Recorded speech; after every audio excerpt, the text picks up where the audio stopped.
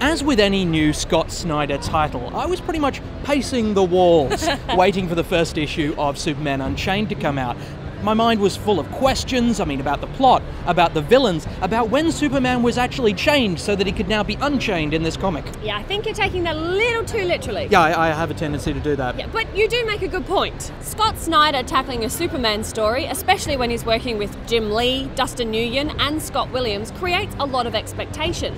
But what is this story about, I hear you cry? Well, a number of satellites have plummeted towards Earth, and as usual, it's up to good old Supes to catch them. But that's just the start of the story, and of course it does lead to a lot of really interesting questions.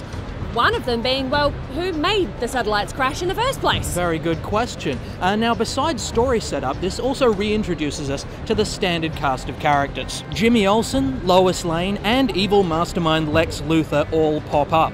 The dialogue is believable and snappy, and the characters, even Lex, are immediately endearing. And they all look great as well, as you would expect from Jim Lee. One of my big beefs with this was the big fold-out page in the middle. Yeah, I know what you mean. It's very impressive when you fold that out. It's a nice big image, but I don't necessarily want to be worried every time I'm opening the comic that I'm going to tear something. Exactly. Look, honestly, my main problem with this comic is that it's just a very good Superman story.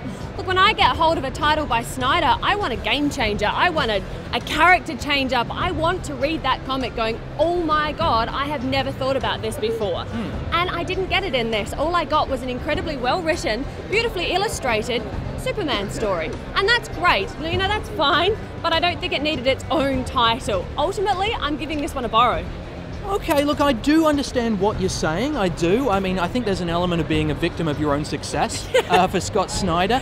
You do kind of expect him to reimagine the genre with every new title. But I think it's all too easy to judge him harshly when he doesn't. I think, for me, I was in largely the same place as you, but I think that's because I'm not the biggest Superman fan out there. I think for anybody who does like Superman, they're going to love this comic because it's really well written. It looks fantastic. It's got that bit at the back done by Dustin Nguyen.